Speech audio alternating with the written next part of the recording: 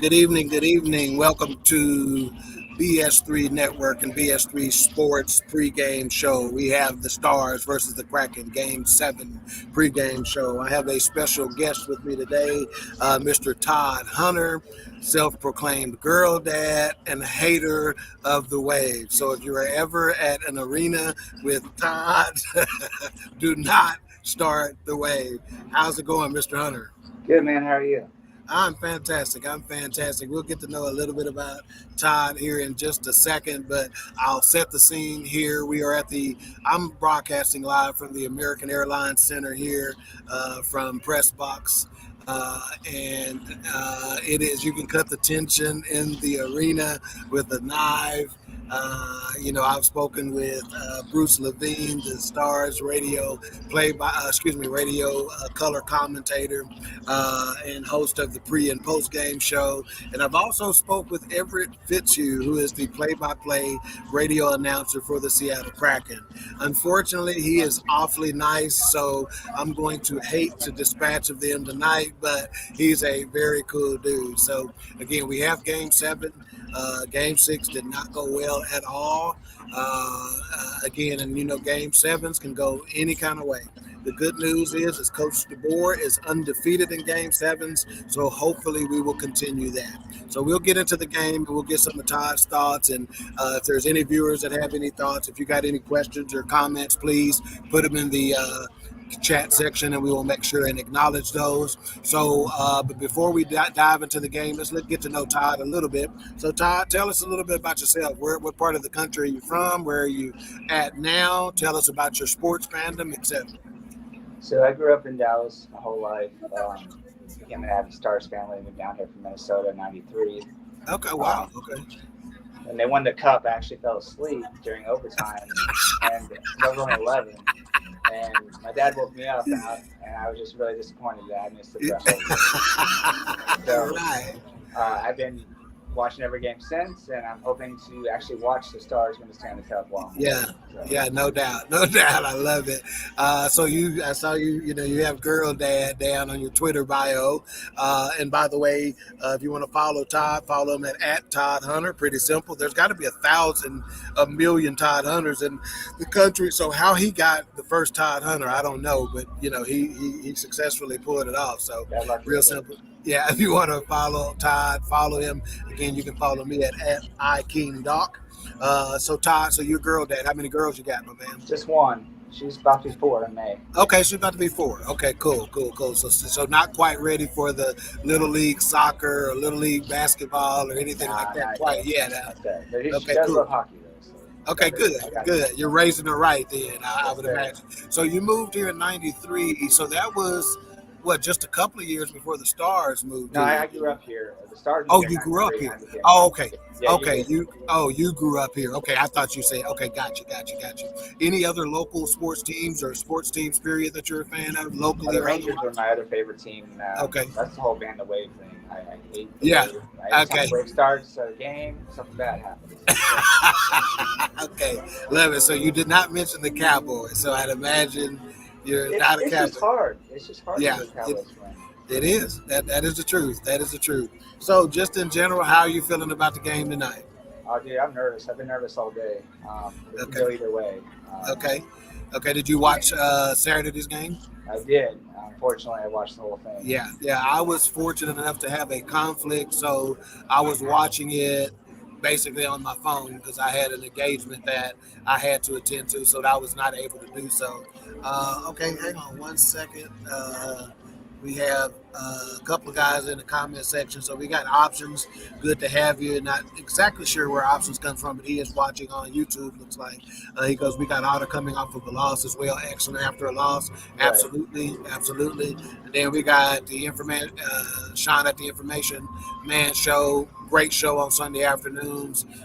So we appreciate you in the building. Peace and respect to you as well, sir. Okay, so as he mentioned, so let's go ahead and dive into that since Options mentioned Otter. Let's go ahead and dig in there. What'd you see in this performance Saturday from a fan perspective? Did it look like the goals were the 4 that he let in? Did it look like they were good goals, bad goals? Should have stopped? It also starts up front. with the defense in front of them. Hockenpah and Mundell didn't have a good game. I think they let in. They were -2, I believe, and they just didn't have a good game. And then Otter, I don't know what was going on with him. If he was just off his game, or Seattle's a tough place to play, though. That's the other thing. Yeah. I know home ice advantage has not been very much of an advantage in this playoffs, not just with the Stars, not just with the Kraken, not just with the Wild, but the playoffs in general. In fact, Seattle dispatched the defending champion Colorado Avalanche in Colorado in a Game 7. So again, home ice advantage has not been very kind to the home team throughout these Stanley Cup playoffs. So you're right. It starts up front. One of the things that Coach Hackstall, which is the Kraken's head coach, talked about in his Game 5 post-game presser was that Dallas did a really good job of keeping them out from in front of the net. Okay, so when you do that, just outside of the crease area is the area that everybody tries to occupy from an offensive standpoint. So you can kind of catch those rebounds, number one, redirect some of those pucks, and maybe more importantly, you can get into the goaltender's sight of vision.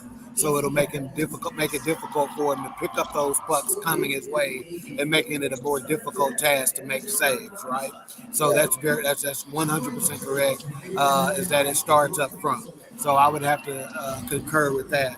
What about Coach DeBoer pulling Otter after 4 goals? What do you think about that move? What was your reaction when that happened at home? Were you calling for it? Did you think it was too soon? What did you think? I thought it was a great message to the rest of the team. It's like, hey, get yourself together. Otter also does good after a loss too. So just to give him some rest, he's played in a majority of the games this season. He could just use a break in general, and to get his mind right. And I think Wedgwood did a great job as well. Coming in and replacing Otter as well. Right. Giving the chance to win, and just unfortunately came up short. Right. Okay, I've gotten that perspective from a couple of people today listening to, again, the radio home of the Stars, Sports Radio 1310, The Ticket, 96.7 FM. I've heard a couple of show hosts today and a couple of fans and whatnot talk about that aspect of it, is that, you go ahead and get him rest right away, so he'll come into this game as a more rested goalie. And then it does send that message. Now, I did have a couple of people say, but when they scored to cut the lead to 4-2, they were like, man, I wish I still had Otter between the pipes because we can keep it at 4, which the way he was playing that night, and then more importantly, the way the defense was playing, I don't know if that was feasible. Okay, so talk about Jason Robertson. What is your thought process with regard to Robertson, his performances in the playoffs up to this point? What have you seen from a fan perspective there? A lot of fans I've talked to are just kind of disappointed. He's got 109 points this season, and he's not showing up. He hasn't scored any goals lately since the Minnesota series, and I think he had a great Game 5. He had 3 assists. When you have 109 points, you're kind of expected to lead the way. Right. The fact that he hasn't shown up, I'm not sure if he's cursed or if he's just playing through pain. Yeah. But he did have a great chance on Saturday? Yeah, I think he hit the pipe on a goal. Yeah, he hit the post or something and just kind of missed a wide open net. But I think he'll show up tonight. He's a dude. Right. Yeah, and Vegas has his odds as the greatest odds to be one of the players to score a goal tonight. And they actually put the top 4 up, and I think the top 3 out of 4 were Stars, or top 4 out of 5 were Stars, as to who had the greatest odds of actually scoring a goal for this Game 7. Now, Coach DeBoer, after Game 5, where Robinson did score 5 points, and we did interview Robo as well, and Coach DeBoer was like, well, he has, 9 points in 10 games or 10 points in 10 games. He goes, if that's a slump, I'll sign up for that all day long. So the way his teammates are viewing it, and the way his coaches viewing it, they're just saying, hey, the puck just hadn't gone in the net, but he's played well in a good piece of this playoff run, and it's soon to find the back of the net. In fact, where he drew the penalty in Game 5, Coach DeBoer said he thinks that was one of his best plays of the postseason, and it's because he was doing what he needs to do, which is to be very aggressive in and around the net. So again, no goals, but this series, but he scored some points, and hopefully tonight will be the night. He's also being outshined by Pavelski and Hintz as well. Yeah. Pavelski's got 8 goals in the series, and Hintz is doing a great job as well. Right. Now that Avengers line though is, hey, in fact, when I talked to Bruce Levine before the game, he basically said, he goes, all the guys who were drafted in 2017, and I think that was Ottinger, Rope Hintz, and man, I can't remember who the other guy was. Let me see. May have been Robertson. He says basically those 2017 draft class, if they have a good game, Stars win. If they don't, Stars lose. And I again, one of my keys to the game, every game up to this point has been the goaltender, Jake Ottinger, and he's in that class. So again, if he has a good game, again, I think Stars win. All right, we got Twin in the building. She's tuning in and supporting. We sure thank you, ma'am, for the support. Okay, so let's talk about Rope Hintz, the phenom, who, again, this is, I want to say, his third playoffs. And Rope, like Coach DeBoer said, that Rope has always been a player, but he has yet to be a playoff player, and he thinks this playoffs is his coming out party in terms of that, And he kind of spoke in those terms when he was trying to address or help address or backsell the Robertson slump, so to speak, in saying that, hey, it just takes time. So give me your thoughts on Rope Hintz.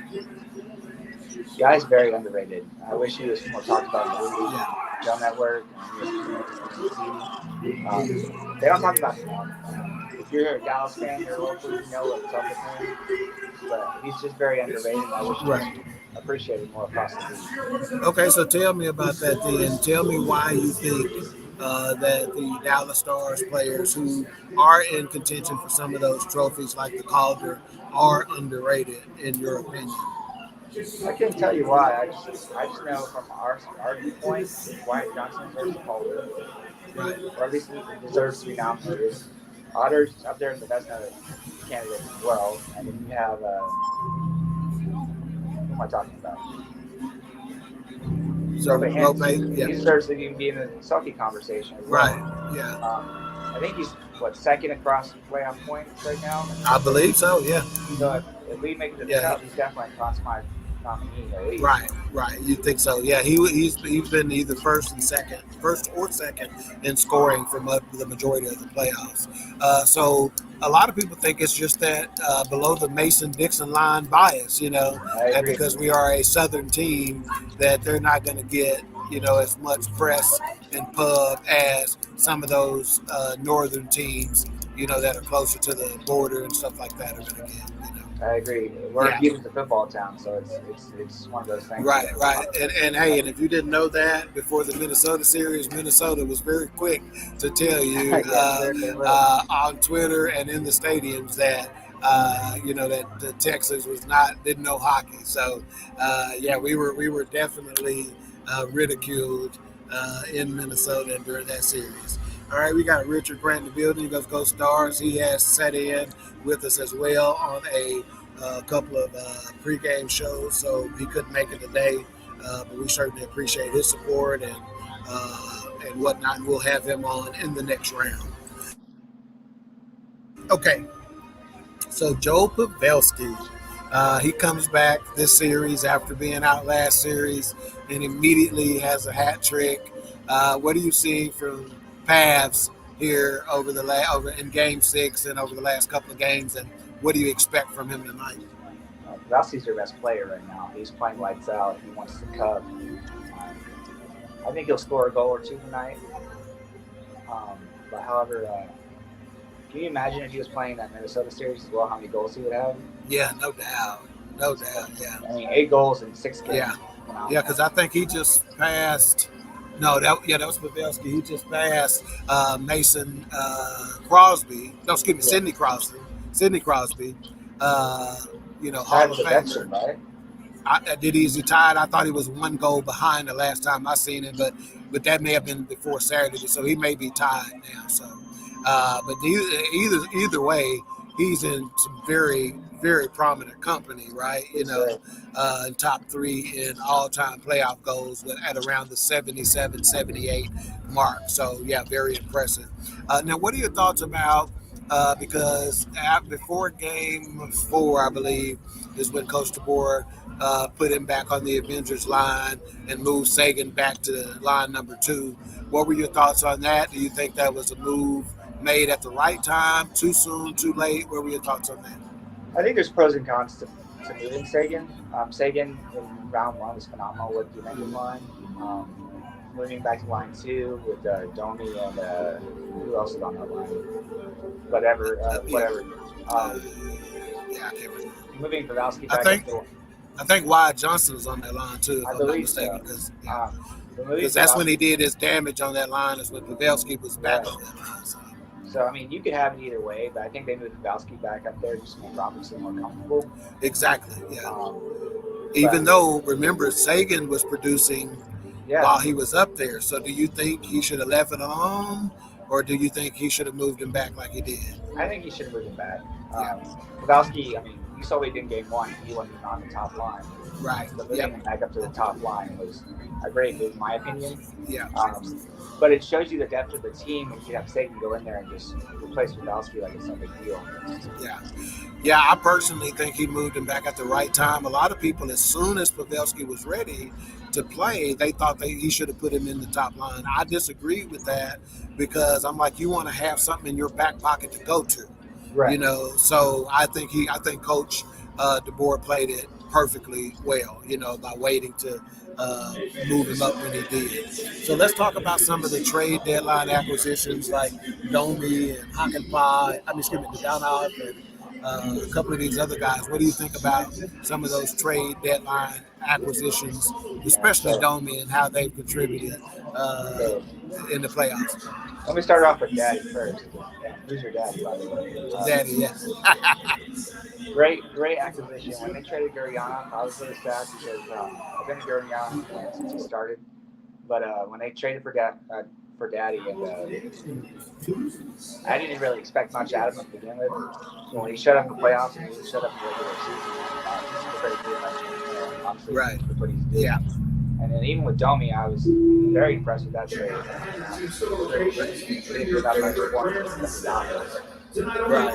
Right. Yeah, I think Jim Neal has, man, when I say he's pulled all the right strings and made all the right moves this season, I think he should be commended, for his year. And I don't know if they've done any of the nominations and stuff like that for the GM of the year, but I think he should be in the conversation for sure. Right up there, he should be. Yeah, he should be in the conversation. Obviously, Seattle, is going to get some, their GM is going to get, some conversation there and whatnot. But I think he should at least be in the conversation. So let's go on the defense and the guy who has carried this team, Miro Heiskanen. What do you think about him? Do you think he's healthy? What kind of game do you think we're going to get out of him today? I mean, you saw what happened when he got the pucks at the face, how much the defense relies on him to carry the puck across the down. Miro's going to have to play half the game. That's just kind of where we are with our team. He's going to have to play at least half the game. Whether we're going to overtime, he's going to have to play at least half the time on the ice. And so Miro bringing the puck across the offensive zone is just a masterpiece to look at. It's art, in my opinion. And he's got to be the one to set up the power play and man that power play. And it runs through him. Okay, good, fair enough. And we'll stick on defense for just a little moment. And Thomas Harley, who was sent down earlier in the year, because he just wasn't ready, was brought back toward the end of the year, which a lot of people question that move, but he's delivered. So again, another masterful move and brilliant move by Jim Neal. So talk to me about Thomas Harley, Syracuse, New York's own, who's starting to develop some grit and toughness. I'm really starting to fall in love with Thomas Harley, man. I think he's Right. got a great name, number one. But tell me what you've seen out of Harley thus far. So I haven't really kept up with the AHL as much as I should have. But as far as Harley goes, great call up by the way. Just like you said, excellent move by Jim Mill. Didn't he score a goal the other day? Harley, yes, he did. He did. So I've seen a lot out of him. Yeah. I think he's playing better than some of the other guys on the Yeah. team. And, And I I think he's keep got saying some that great. He's got some fantastic hair too. He's got some he of the best does. hair on the team. He does. So I think he'll next Yeah. year he'll line up with There you go. Miro Heiskanen. There you go. Line number That's one. that's another thing too. You bringing that up gives me a great point with regard to this team and its future. Now, again, there have been all kinds of sports teams that had young teams deep in the playoffs, and you felt very confident that they were going to be there year in and year out, and they have not been. Right. Dak Prescott and Zeke Elliott rookie years number one, Right. but number two. Um, um, this team is young. Right now it's a very good mix of some of your older players like Pavelski and Jamie Benn and Tyler Sagan, with the young players, like Robertson and Johnston and Harley, and so it's a nice little mix, but with the youth in the core of this team from a youth perspective, I think we're going to be here in the Stanley Cup playoffs quite a bit here over the next decade or so, especially with them tying up Rope Hintz now through 2031, I believe is the year. Tell me what you think about the youth of this team and what their future looks like. I mean, the window is wide open. You have Robertson, who's going to, I believe, be a free agent in 2026. He's a restricted free agent, though. You got Johnston, who just turned 20 yesterday. Yeah. You have Robertson, you got Otter. The future looks bright. And, Yeah. You bring in some younger guys even next year, like Bork, the AHL.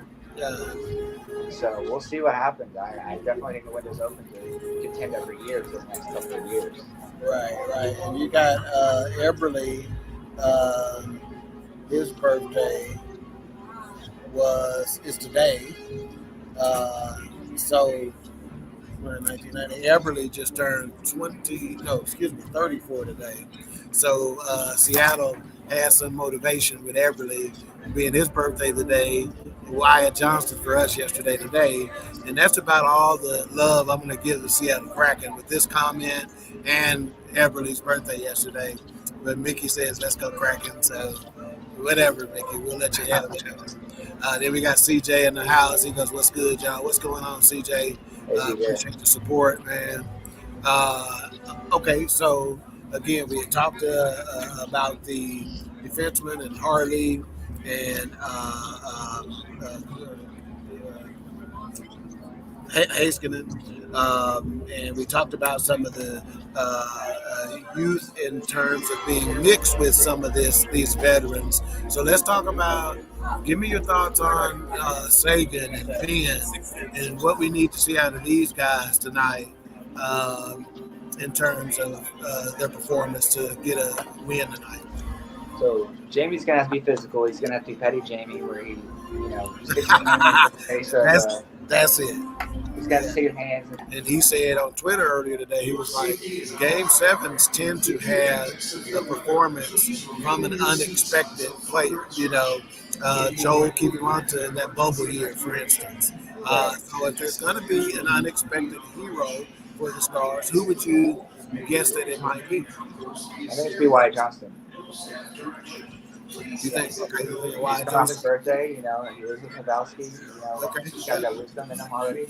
Yeah, he's going to score a couple goals. Okay, cool. So I'm going to get this comment, and then I want to get your keys to the game, and we'll wrap this Game 7 pregame show up. and get ready for this one. Let's see. Mickey says the Stars could have closed it out Saturday and crap themselves. Hey, that's just sports. We knew it was going to be a long series early, especially when they lost the first game in overtime. We knew it was going to go 6 or 7. So I think we're right where we expected to be. So, Todd, give me your keys to the game today for Stars win. Keys to the game, you're going to have to slow down the Kraken. Their speed is phenomenal. We have a good forecheck too, so we got to stop that with our back checking. Just play our game. As long as we can slow them down. Otter's going to show up tonight. He's 22-1-3 after a loss, and he's going to show up tonight. We just need to slow them down. As long as we slow them down, get on the power play, score some goals, we'll be fine. Okay, so my keys to the game, and I was going to ask Coach for this after Game 5, but we ran out of time because both games where Dallas has taken it to the Kraken, they have been very, very physical. They have been laying the wood on it. And that's what I think we need to see tonight. They need to be very physical. When you get a team, more of a finesse team like Seattle, that's got a lot of speed, I don't think they like to be the hands to be put on. So I think your forechecking has got to be very, very strong tonight, and that's one of my keys to the game. Get physical with it. Number one. Number two, control the net. In other words, in front of the net, both on the offensive end and on the defensive end. You got to keep them out in front of the net, and you got to get in front of the net to kind of get Grubauer in his head and kind of, get in his. He kind of showed a little weakness in game 5, and maybe you can kind of irritate him and pester him a little bit and maybe get inside his skull. So I say you try to control both fronts of the nets, and then, like I said, every single pregame show, one of my keys to the game in the playoffs, in the Stanley Cup playoff run, has got to be the dancing all night. He's got to stand on his head. Good thing is that he generally rebounds poor performances, so we need exactly that tonight. So again, that wraps up our pregame show for Game 7. Todd, I appreciate you coming on short notice, sir. We'll stay in contact, and as we advance, we'll probably be calling you back, okay? Thank you. All right. Stay tuned. Y'all enjoy Game 7 tonight, and we'll see you next time on 3S3 Network. Game 7 that has been dominated by the Dallas Stars. They will go to the Stanley Cup Finals. TV Ronda, a hat trick in Game 7. Game 7. Here we go. It's been a series saturated with surges. Now, after 6 fierce contests, the margin for error is razor thin. Every goal, every save, all the emotion comes down to this. Tonight, the final chapter of this contentious spectacle will be composed inside a deafening American Airlines Center with everything at stake. This is Game 7. Nothing else.